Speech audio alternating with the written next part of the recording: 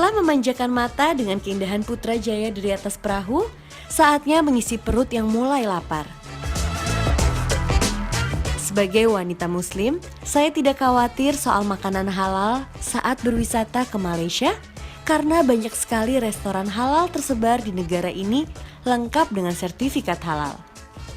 Ya pemirsa, jadi kalau misalnya ke Malaysia itu nggak perlu takut untuk cari makannya karena di sini itu banyak sekali makanan yang halal. Nah seperti sekarang ini aku pengen cari makanan yang unik yang pengen aku coba. Lihat deh di depan. Ini kayak lobsternya boleh nih. Nah, lobsternya menggoda nih pemirsa.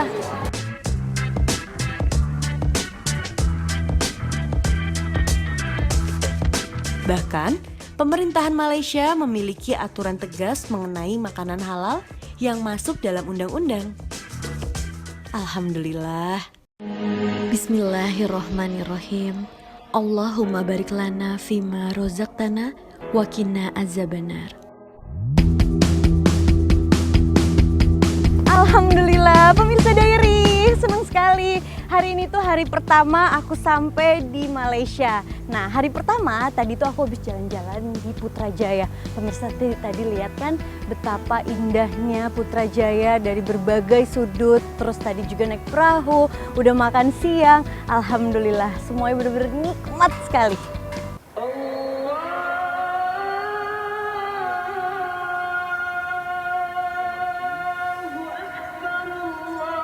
Pemirsa, sekarang berarti waktunya aku untuk beribadah.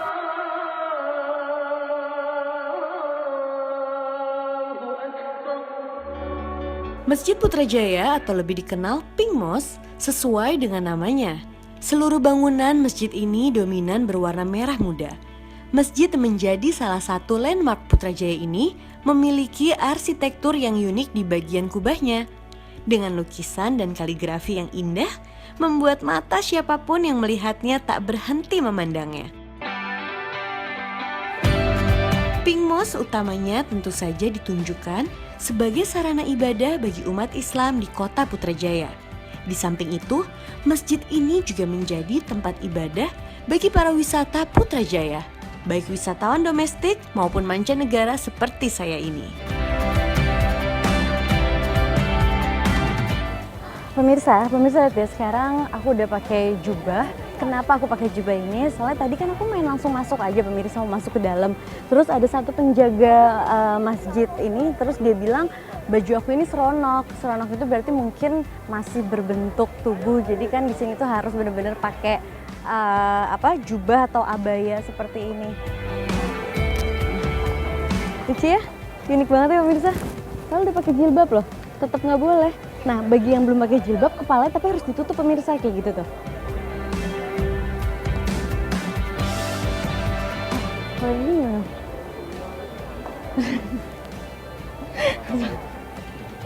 Itu boleh. Oke, sekarang kita lihat ke dalamnya. Pak, Assalamualaikum. Berarti ini sudah boleh dong saya masuk? Boleh masuk. Sudah boleh masuk. Pak, saya pengen nanya sedikit, boleh nggak sih? Iya. Kenapa sih Pak, kok kayak tadi saya kan udah pakai jilbab, saya udah pakai celananya juga tidak berbentuk tubuh, tapi kok masih belum boleh, itu kenapa? Baju singkat. Oh, baju nampak berbentuk badan. Oh, itu Kelihatan tidak boleh. bentuk badan, tidak boleh. Oh, makanya harus menutupi. Tidak boleh. Baju harus menutupi bentuk badan. bentuk badan. Iya. Oh, oke. Tidak boleh kelihatan bentuk badan. Oke. Jadi harus benar-benar seperti abaya ya Pak? Oke. Laki-laki juga? Laki kelihatan lutut. dia Tidak kalau boleh. Pernah pakai jubah. Ya. Separas lutut ya. Oh iya. Oke. Terima kasih Pak. Oh jadi gitu pemirsa. Ya Allah, Masya Allah.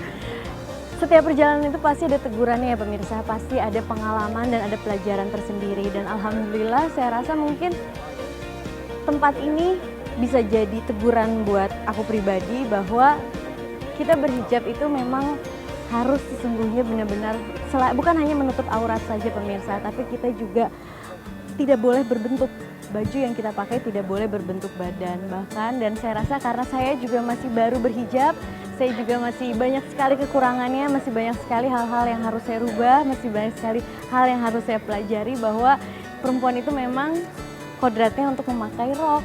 Kadang-kadang kan saya masih memakai celana. Oh ya Allah pemirsa di rumah, doain ya semoga aku insya Allah sepulang dari sini berubah nggak ya, insya Allah, Allahu alam. Pokoknya aku berdoa dan mudah-mudahan pemirsa yang ada di rumah juga bagi yang ingin berhijab, yuk sekarang jangan di besok-besok karena kita semua nggak ada yang tahu umur loh pemirsa, kita nggak ada yang tahu umur. Alhamdulillah umur kita panjang, alhamdulillah kita dipanggil sama Allah pada saat kita sudah berhijab. Jangan sampai kita udah dipanggil sama Allah pada saat kita belum berhijab. Oke, sekarang aku beribadah dulu.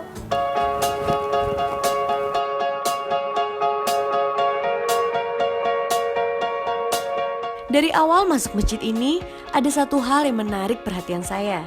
Tidak hanya umat muslim saja yang masuk dan menikmati keindahan masjid ini, namun banyak juga kaum non-muslim di dalam lingkungan masjid ini. Dan begitulah sejatinya Islam. Islam itu terbuka untuk siapapun dan tidak perlu ditakuti oleh siapapun. Hubungan antara sesama manusia ini merupakan perwujudan ajaran Islam tentang persaudaraan ukhuwah, baik antar sesama muslim, ukhuwah Islamiyah, sesama bangsa, ukhuwah wataniyah, maupun sesama manusia sedunia, ukhuwah insaniyah.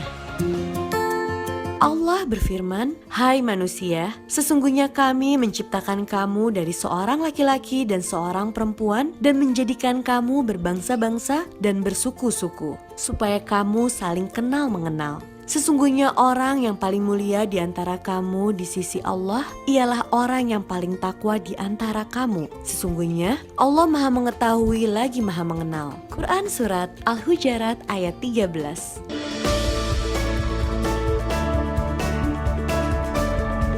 Alhamdulillah ya Allah, kembali aku bersujud kepadamu untuk mengucap rasa syukur atas apa yang telah Engkau limpahkan kepadaku.